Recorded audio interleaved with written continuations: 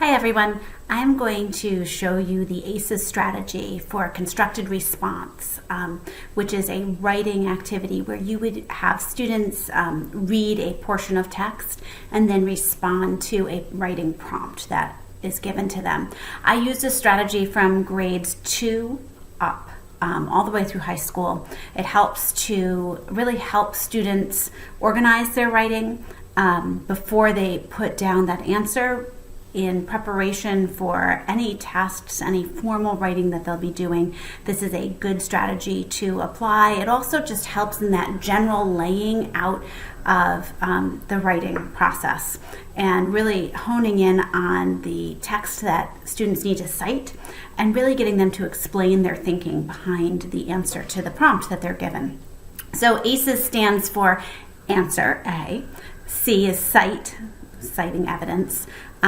E is to explain and expand upon your citations, and S is for your summary sentence. Now, when I teach this, I generally set up a paper that looks like 2-column notes. So at the top, I have my prompt here, my writing prompt, and then I put the A for answer. Cite evidence is on the left side of my 2-column notes, and then explain is over on the right. And then down the bottom, I will often put the summary sentence here. For the lower grades, I leave it off and have them do it on the back because many students will need 2 pieces of paper for this. So that's a purposeful omission there. So let me show you when I usually start this strategy. I start it with fiction text because I find students are more comfortable with fiction text. And even if it's a grade 2 or a grade 5, I start with the book The Relatives Came. The Relatives Came works out very nicely for the A.C.E.S strategy, and as you begin the implementation of this strategy, I recommend that you are very careful as you choose the text you're using. You want texts that are going to work very well with this initially, that students don't have to hunt around too much for the answer. That's going to be right there for them. So I begin by telling the students the prompt up front so they know what they are looking for. So the prompt for this lesson would be, in The Relatives Came, how does the family show they love each other? And so I tell them I'm going to give them a copy of the text I'm going to read, and I actually have typed it out.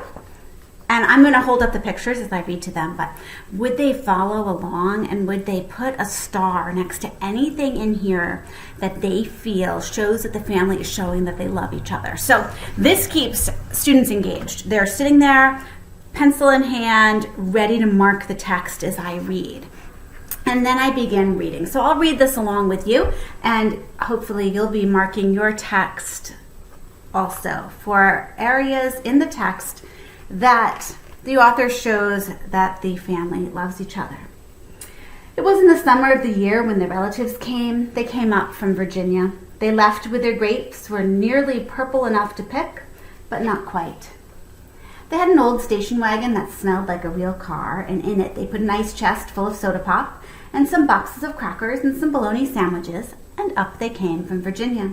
They left at 4 in the morning when it was still dark, before even the birds were awake. Usually I pause there and I say, so is there anything so far that tells us that the family loves each other? And usually they say, oh, not really. And I say, that's okay. When you're looking for the answer to the prompt, you're just looking for those answers. There's good information in there, but it's not answering our prompt yet. They drove all day long and into the night, and while they traveled along, they looked at the strange houses and different mountains, and they thought about their almost purple grapes back home. They thought about Virginia, but they thought about us too, waiting for them. So they drank up all their pop and ate up all their crackers and traveled up all those miles until finally they pulled into our yard. Then it was hugging time. Talk about hugging.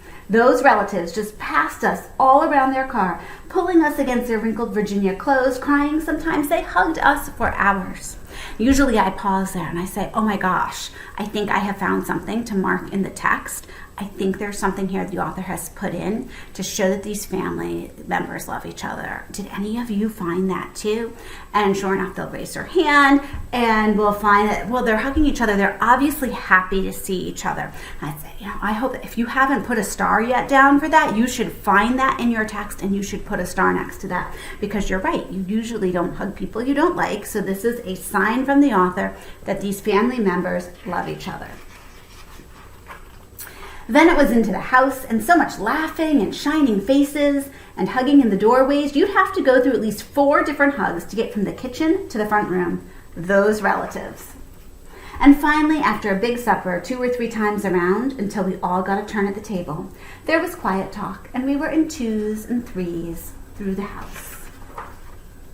The relatives weren't particular about beds, which was good since there weren't any extras, so a few squeezed in with us and the rest slept on the floor, some with their arms thrown over the closest person, or some with an arm across one person and a leg across another. It was different going to sleep with all that new breathing in the house. The relatives stayed for weeks and weeks. They helped us tend the garden and they fixed any broken things they could find. And then I'd usually pause and say to the students, so check, if you don't have 2 or 3 stars so far, I want you to look back and see, is there anything else this far that has shown us how the family shows that they love each other? Often I'll do a turn and talk then, turn to the person next to you, what have they come up with, what have you come up with? They ate up all our strawberries and melons, then promised we could eat up all their grapes and peaches when we came to Virginia. But none of us thought about Virginia much. We were so busy hugging and eating and breathing together. Finally, after a long time, the relatives loaded up their ice chest and headed back to Virginia at 4 in the morning. We stood there in our pajamas and waved them off in the dark.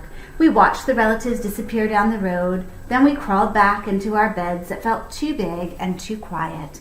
We fell asleep. And the relatives drove on all day long and into the night. And while they traveled along, they looked at the strange houses in different mountains, and they thought about their dark purple grapes waiting at home in Virginia. But they thought about us too, missing them, and they missed us. And when they were finally home in Virginia, they crawled into their silent, soft beds and dreamed about next summer. At this point, I'd say, okay, look back at your text that you have marked and see what parts you have starred. And would you please turn to the person next to you, or if they're in a small group, your small group, and would you please share those portions? Make sure that everyone near you is caught up. You should have 3 to 4 stars in your text. And I'd give them some time to do that and walk around. Usually there's some good discussion there. And this helps just really ensure that every child is going to be able to look back at their text to pull their citations for evidence. Having the stars there is going to make this move quickly too as I continue the lesson. So then we would look at our A.C.E.S chart. And we would begin with answering the question. And I teach the students to flip the question, to try to use as many words possible in that question to make it a statement rather than a question. So in the relatives came, how does the family show they love each other? I would change that to, in the relatives came, the family shows they love each other. Exactly the same, except I left out the how does, the question words there, and students write that in. Then we're going to look for citations of evidence in the text. And I number those at the side. So if I were to take a finished copy, which I have here, your 2-column notes would look something like this. So one way that they showed they loved each other was to, they hugged each other. And then I would expand and explain on that. And we would look back at the text. Well, it says, and I have this in quotes, they hugged for hours. They couldn't get into another room without 4 hugs. Another point, another citation of evidence, they helped each other. How did they help each other? Explain, expand that. We look back. Well, they tended the garden. They fixed things. Another way they showed they love each other, they spent time together. Tell me more, expand and explain. They ate together. They stayed in the same rooms. They shared their house. And then for my 4th point, they missed each other, which shows up at the end. So they dreamed about next summer. They think about each other as they are apart. You really want for points here if possible, and I try to choose text even if it's on the simple side where there's 3 to 4. And then my summary sentence is to restate my answer in a slightly different way. So this evidence proves that the family loved each other. From this point, students, this is not the whole A.C.E.S strategy. You want a written paragraph from this for your answer, of course. But initially, I teach this framework, and then it's a whole other step to turn it into the paragraph. So the first few times we're just, can we find the evidence? Can we flip the question to answer it? Can we find the citations? Can we explain and expand that? And can we do that summary sentence? And students really flourish with the structure that this gives. Each one will turn out a little different. So for example, we have quotes for 2 of these over on the left side for citations of evidence. They hugged for hours. Tell me more and explain. Well, you had to hug to go from room to room. They were laughing and smiling while they hugged. How does other ways they showed they love each other? They made a long trip to see them. They came all the way from Virginia. They thought about each other when they were apart. They stayed for weeks and weeks. They ate together. They helped with the garden. They helped fix things. And they dreamed about each other. They wanted to visit again. They're looking forward to seeing each other. From this point, so this would be my fiction introduction, I then would move to a nonfiction piece. This strategy, I think, is even more applicable to nonfiction. So for my intro, I use the relatives came. I use that grades 2 to 5. I probably give them a little less support, of course, as they're older. With grade 2, I'm scribing for them. Grade 5, they're scribing on their own paper along with my model. This is really an I do, we do, you do journey for the A.C.E.S strategy.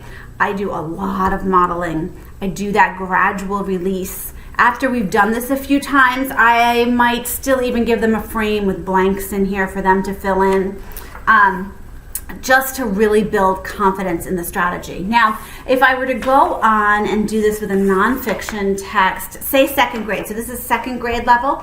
This comes from the Heinemann Toolkit texts. This is a pack of penguins. Penguins love to be with other penguins. They live with families just like people. Penguins find mates. Mates are a male penguin and a female penguin that have babies together. Mates stay together for life. Penguin babies are called chicks. The mates feed and care for the chicks.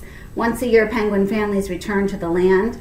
This big group of penguins is called a colony. Colonies have thousands of members. How big is your family? So we would read this, and I would give students their chart. How are penguins like people?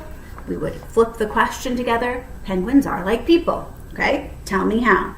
Well, they have mates, and they live together and have babies together, and the penguins take care of their babies. Their babies are called chicks. They care for them in the colony, and they live with other penguins. Like I live in my neighborhood, so penguins are sort of like people in that they like to be around others.